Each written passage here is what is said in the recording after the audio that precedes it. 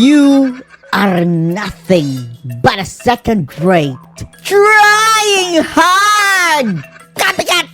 Oh, yan talaga. Ang mensahe ni Claire Castro dito kay Raul Manuel, mga kababayan, na tinawag pa ni Claire na intrigera.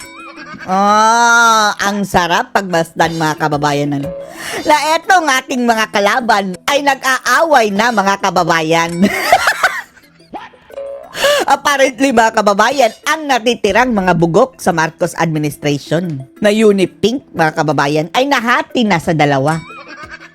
May grupo na ni Tambaluslos, mga kababayan, at may grupo din ni Ngagba.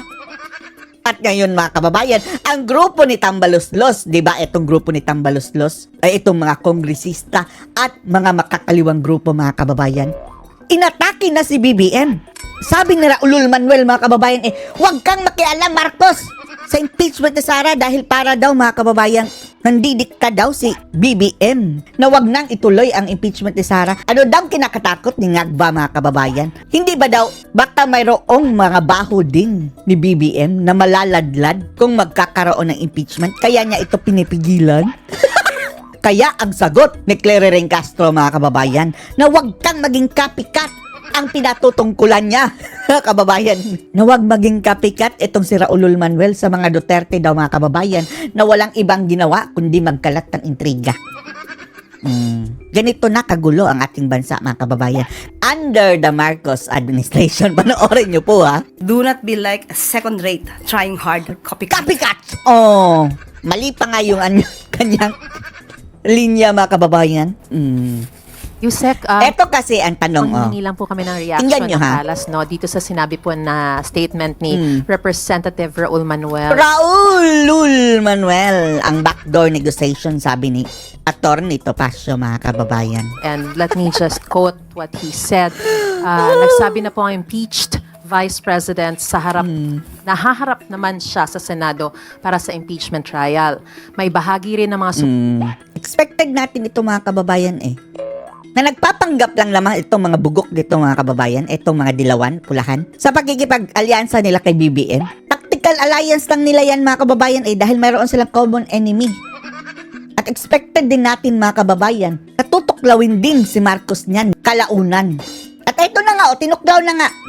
Mayroon na silang bagong amo, mga kababayan, yung nagpapakain sa kanila. Binubusog sila. Tambaluslos. Mas malala pa. supporters mismo na naniniwala ang dapat matuloy ang impeachment trial para mahusgahan once and for all ang Vice President. Mayroon silang mga intrigang palalabasin dyan sa trial, mga kababayan. Kaya gusto nilang matuloy kahit alam nilang wala ng bilang. Kahit pa'y talo. Pero ang purpose nila dyan, mga kababayan, dudungisan nila si Sara Duterte.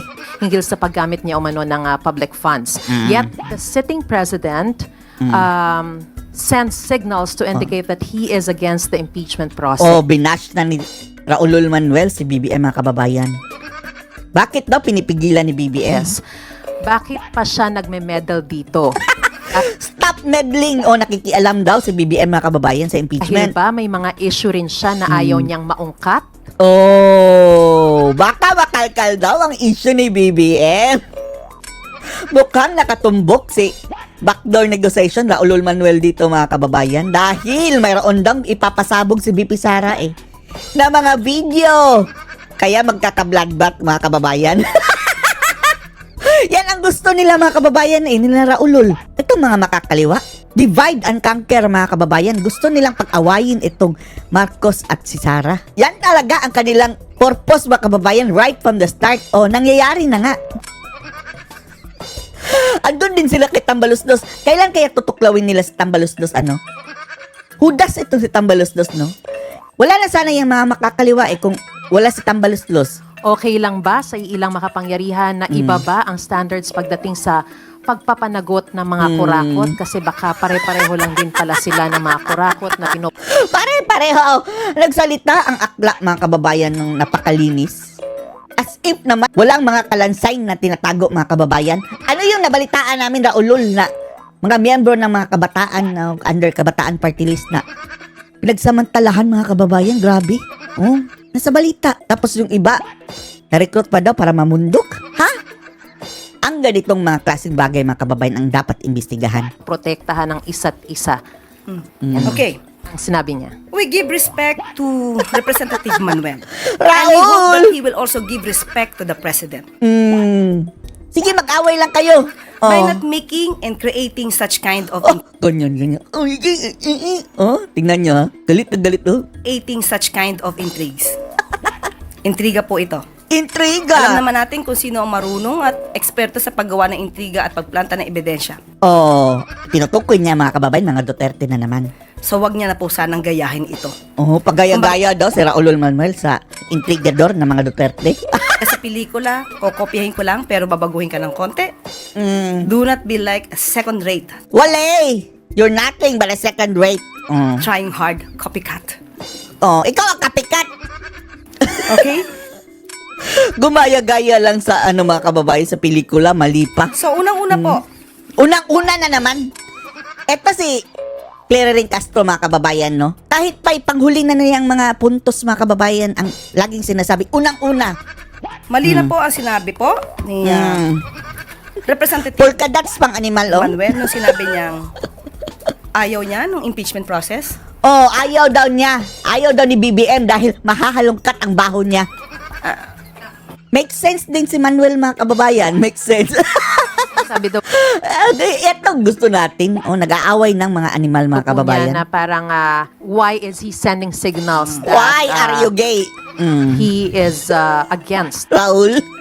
impeachment process. Okay. So, bakit pa siya nagme-medal? Meron ba siyang isyong ayaw na Diba? Halongkat? Una-una, wala po siya Itigera din ito, Tingnan niyo, mga kababayan, si Baris Umali, Buti naman umalis ka na doon sa dahig. Ay, tsura.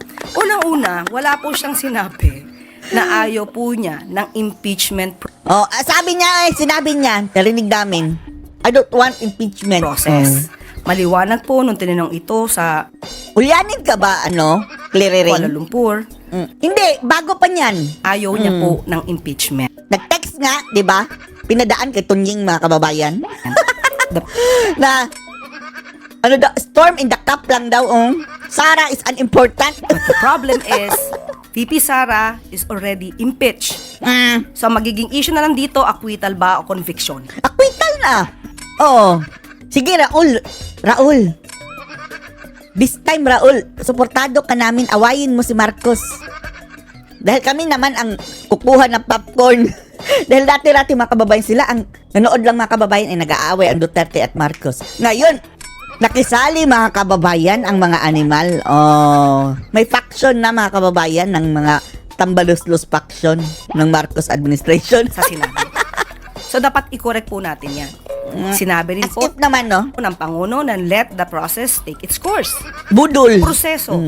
So, ano pong signal ang sinasabi ni Representative Manuel Takot ka daw hindi, takot daw si BBM ay na mahalongkat ang baho.